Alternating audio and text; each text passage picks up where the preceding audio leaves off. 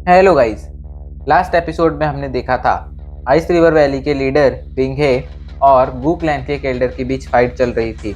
दोनों के बीच एक बहुत ही खतरनाक फाइट चल रही थी, लेकिन बिंगहे इस बात से अनजान था कि अभी वो जिन लोगों से फाइट कर रहा है वो वू क्लैन से हैं।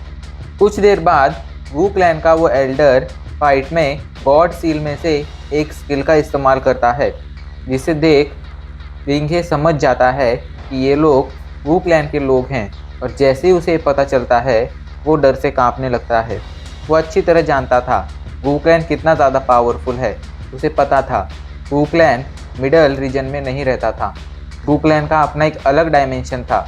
ऐसे में ऐसा क्लैन जो अपने लिए एक अलग डायमेंशन क्रिएट कर सके, उसकी पावर का विंघे तो अंदाज़ा भी नहीं लगा सकता था। जैसे ही बिंघे को ये पता चलता है वो जल्दी से टियानशोंग को अपने पास बुला लेता है। टियानशोंग बिंघे के पास आकर पूछता है, लीडर आखिर आप पीछे क्यों हट रहे हैं? लेकिन बिंघे उससे कुछ कहता नहीं है। बिंघे टियानशोंग को नज़रअंदाज कर यूनर की तरफ मुड़ता है और कहता है, यंग लेडी मुझे माफ़ कर दीजिए। आज का जो भी मैटर शुरू हुआ है वो बस एक गलत फहमी की वजह से शुरू हुआ है। हम आपसे आगे फाइट नहीं करना चाहते हैं। प्लीज़ हमें अब यहाँ से जाने दीजिए। विंगे की बात सुनकर टियानशोंग चौंक जाता है और मन ही मन सोचने लगता है, ये दो डाउजन लेवल के एल्डर्स तो लीडर को पीछे हटने के लिए मजबूर नहीं कर सकते हैं। शायद इस लड़की के पीछे कोई बहुत ही पावरफुल क्लैन है, इसी वजह से लीडर इससे इतनी इज्जत से बात कर रहे हैं। टियानशोंग भी कोई बेवकूफ़ नहीं था, वो भी काफ़ी ज़्यादा समझदार था, इसलिए वो कुछ नहीं कहता है। इधर अचानक से इस बदलाव को देखकर यूनर भी चौंक जाती है, पर थोड़ी देर बाद वो समझ जाती है कि ज़रूर बिंघे को ये पता चल गया है कि वो वू क्लैन से है। इधर बिंघे की बात सुनकर क्विंग हाई को गुस्सा आ जाता है और वो कहता है, बिंघे आखिर तुम ये क्या करना चाहते हो? क्या तुम हमें धोखा दे रहे हो? इस पर बिंघे उसे गुस्से में कहता है, ये मैटर तुम्हारे हॉल ऑफ सोल का है और अब मैं इसमें और ज़्यादा आगे नहीं बढ़ना चाहता हूँ। तुम्हारा मैटर तुम सॉल्व करो, मुझे यहाँ से जाने दो। ये कहकर वो यूनर की तरफ देखने लगता है। थोड़ी देर तक सोचने के बाद यूनर कहती है, आज का ये जो भी मैटर है वो तुमने जियन के साथ शुरू किया था, इसलिए इसका क्या करना है इसका डिसीजन भी जियन ही लेगा। ये सुनकर बिंघे जल्दी से जियन की तरफ मुड़ता है और उससे कहता है, छोटे भाई जियन, मुझे आशा है तुम समझ रहे हो कि ये मैटर बस एक गलतफहमी थी। मैं फ्यूचर में कभी भी पॉइजन लेडी के पीछे नहीं लगूंगा, उसकी पॉइजन बॉडी को कैप्चर करने की कोशिश नहीं करूंगा और फ्यूचर में कभी तुम्हारे सामने नहीं आऊँगा। मैं ये वचन देता हूँ कि मैं फ्यूचर में कभी भी तुम्हारे लिए कोई मुसीबत खड़ी नहीं करूँगा। प्लीज़ इस मैटर को भूल जाओ और हमें यहाँ से जाने दो। इस बात पर जियन एक मुस्कुराहट के साथ कहता है, लीडर बिंघे आप कैसी बातें कर रहे हैं? मैं समझ सकता हूँ ये मैटर ज़रूर गलतफहमी की वजह से ही शुरू हुआ था, इसलिए मैं आपको जाने से नहीं रोकूंगा। जियन की बात सुनकर बिंघे टियानशोंग की तरफ देखता है और जल्दी से आइस रिवर वैली के लोगों के साथ वहाँ से जाने लगता है। जाते जाते बिंघे जियन से कहता है, छोटे भाई जियन तुम चिंता मत करो, आज ये सिटी का जो भी नुकसान हुआ है उसका हर्जाना हम ये सिटी को दे देंगे। ये कहकर बिंघे जल्दी से वहाँ से भाग जाता है। आइस रिवर वैली अब वहाँ से जा चुकी थी। जियन चाहता तो वो बिंघे को मरवा सकता था, मगर जियन ये अच्छी तरह से जानता था कि अगर आज बिंघे यहाँ पर मारा जाता तो ज़रूर आइस रिवर वैली और वू क्लैन के बीच दुश्मनी हो जाती। अब वू क्लैन जैसे बड़े क्लैन को भला आइस रिवर वैली से डरने की कोई ज़रूरत नहीं थी, क्योंकि ज़्यादा से ज़्यादा आइस रिवर वैली के पास एक डाउशैंग लेवल का वॉरियर हो सकता था, मगर वू क्लैन में तो न जाने कितने ज़्यादा डाउशैंग लेवल के वॉरियर भरे पड़े होंगे। पर जियन को एक बात की चिंता थी कि अगर आज गलती से भी यूनर बिंघे को मारकर आइस रिवर वैली से दुश्मनी ले लेती तो उसका क्लैन यूनर को इसके लिए बड़ी सज़ा देता, क्योंकि यूनर ने ये सब जियन के लिए किया था, ना कि उनके क्लैन के लिए। किसी बाहरी के लिए अगर यूनर ऐसा करती तो उसके क्लैन के लोग इसे कभी बर्दाश्त नहीं करते और यूनर को कड़ी सज़ा देते। यूनर के बारे में सोचकर ही जियन ने इस मैटर को आगे नहीं बढ़ाया था। इधर बिंघे को वहाँ से भागता देख क्विंग हाई भी जल्दी से वहाँ से भागने लगता है, मगर ये देखकर यूनर वू क्लैन के उन दोनों एल्डर को इशारा करती है। उसका इशारा मिलते ही वो दोनों एल्डर क्विंग हाई को चारों तरफ से घेर लेते हैं, जिससे उसके भागने का रास्ता बंद हो जाता है। ये देखकर क्विंग हाई को अब डर लगने लगता है, लेकिन वो अपना डर दिखाना नहीं चाहता था। वो यूनर को घूरते हुए गुस्से में कहता है, लड़की, क्या तुम नहीं जानती हो हम लोग हॉल ऑफ सोल से हैं। अगर तुम हम लोगों से दुश्मनी लोगी तो ये तुम्हारे लिए बिल्कुल भी अच्छा नहीं होगा। ये सुनकर वू क्लैन के एक एल्डर में से कहता है, तुम्हारे हॉल ऑफ सोल की औकात नहीं है हमारी यंग लेडी को धमकी देने की। अगर तुमने दोबारा से कुछ ऐसा करने की कोशिश की तो मैं तुम्हें यहाँ पर जिंदा ही गाड़ दूंगा। हॉल ऑफ सोल पावरफुल तो था, लेकिन वू क्लैन को हॉल ऑफ सोल से बिल्कुल भी डर नहीं लगता था। इधर जल्दी से जियन भी वहाँ पर आ जाता है। जियन को देखकर क्विंग हाई जियन से कहता है, लड़के, चुपचाप आज हम लोगों को यहाँ से जाने दे, वरना हम तुझे हॉल ऑफ सोल के टॉप दुश्मनों में से एक मान लेंगे और फिर तेरे मरने तक तेरा पीछा करेंगे। ये सुनकर जियन हंसने लगता है और कहता है, मैं तो पहले से ही हॉल ऑफ सोल के सबसे बड़े दुश्मनों में से एक हूँ। अब भला मैं उनका और कितना बड़ा दुश्मन बनूंगा, और वैसे भी मुझे तुम्हारे हॉल ऑफ सोल से कोई डर नहीं लगता है।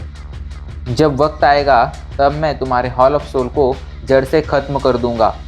ये कहकर जियन उसे कैद करने जाने लगता है, मगर क्विंग हाई भी बहुत ज़्यादा चालाक था। जैसे ही वो देखता है कि जियन उसके पास आ रहा है, वो जल्दी से अपनी सारी एनर्जी को अपनी बॉडी में इकट्ठा कर तेज़ी से अपनी बॉडी को फुलाना शुरू कर देता है, जिससे उसकी बॉडी में बड़े बड़े छेद हो जाते हैं और उनसे उसकी एनर्जी बाहर आने लगती है। ये देख यूनर समझ जाती है कि ये क्या हो रहा है। वो जल्दी से जियन के पास जाती है और उसे पीछे खींच लेती है। वो ज़ोरदार तरीके से चीखती है, ये आदमी एक्सप्लोड होने वाला है, जल्दी यहाँ से भागो। यूनर की बात सुनकर बाकी सभी भी पीछे हटने लगते हैं। इधर गू क्लैन के वो दोनों एल्डर ये देखकर क्विंग हाई को फटने से रोकने लगते हैं, मगर अब काफ़ी ज़्यादा देर हो चुकी थी। वो लोग उसे नहीं रोक सकते थे, इसीलिए वो लोग जल्दी से क्विंग हाई की बॉडी से जो एनर्जी निकली थी उसे कंट्रोल करना शुरू कर देते हैं और उसे फैलने से रोकने लगते हैं, ताकि आसपास कोई भी नुकसान ना हो। क्विंग हाई फट चुका था, उसके शरीर से निकली एनर्जी चारों तरफ फैल चुकी थी। उस एनर्जी में किसी को भी कुछ भी नहीं दिखाई पड़ रहा था। अचानक से इस इंसिडेंट को देख जियन हताश होकर कहता है, मैं क्विंग हाई को आज नहीं पकड़ पाया। अगर मैं उसे पकड़ लेता तो मैं आसानी से हॉल ऑफ सोल की काफ़ी ज़्यादा जानकारी निकाल सकता था। ऐसे में आगे चलकर हॉल ऑफ सोल से लड़ना मेरे लिए काफ़ी ज़्यादा आसान होता, बट मैं आज उसे नहीं पकड़ पाया। ये देखकर यूनर कहती है, ये लोग हॉल ऑफ सोल की ये लोग बहुत ही ज़्यादा चालाक होते हैं। भले ही आदमी अपनी बॉडी को एक्सप्लोड कर चुका है, मगर इसकी आत्मा अभी भी मरी नहीं होगी। तुम चाहो तो हम इसकी आत्मा को अभी भी कैद कर सकते हैं। ये सुनकर जियन चौंक जाता है और उससे पूछता है, कैसे? तभी यूनर आसपास देखने लगती है। अचानक से उसकी आंखों में उसकी गोल्डन फ्लेम दिखाई पड़ने लगती है, जिससे उसका विज़न शायद ट्रांसपेरेंट हो जाता है।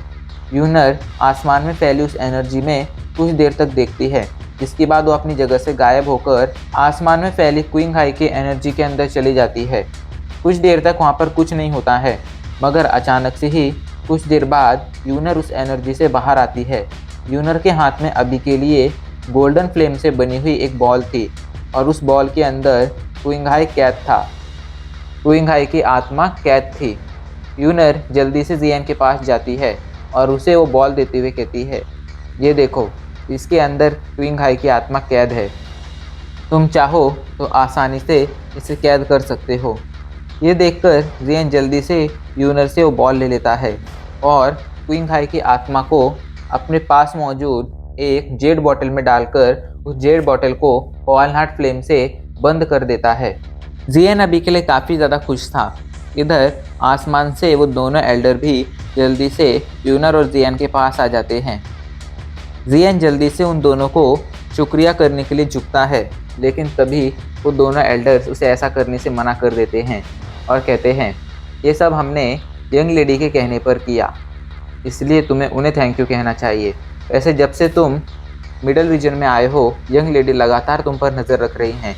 जैसे उन्हें पता चला कि तुम मिडल रीजन में आए हो, यंग लेडी ने वू क्लैन से बाहर आने का डिसीजन लिया और उन्होंने पिछले कई हफ्तों का, कई महीनों का सफ़र करते हुए, मिडल रीजन को पार करते हुए आखिर तुम तक पहुंचने का रास्ता ढूंढ ही लिया।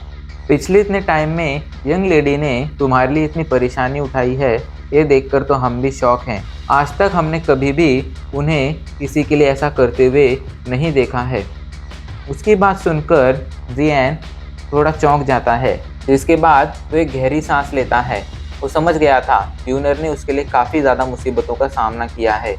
इधर यूनर बस उसे प्यार से देख रही थी, वो कुछ नहीं कह रही थी।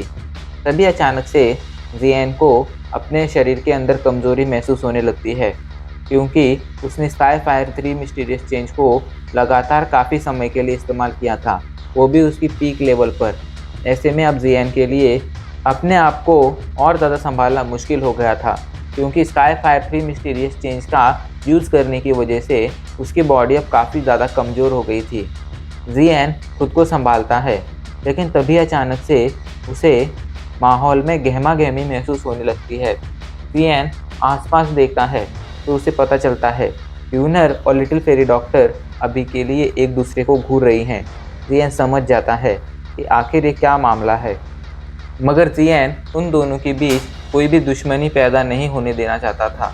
इसीलिए वो जल्दी से यूनर को लिटिल फेरी डॉक्टर से मिलवाते हुए कहता है, यूनर इससे मिलो, यह है लिटिल फेरी डॉक्टर, और लिटिल फेरी डॉक्टर तुम इससे मिलो, यह है यूनर। इधर लिटिल फेरी डॉक्टर और यूनर तो अभी भी एक दूसरे को ही घूर रही थी, जिसके बाद अचानक से वो दोनों एक दूसरे के पास आती हैं और अपना अपना हाथ आगे करती हैं, जिसके बाद वो दोनों हैंडशेक करने लगती हैं।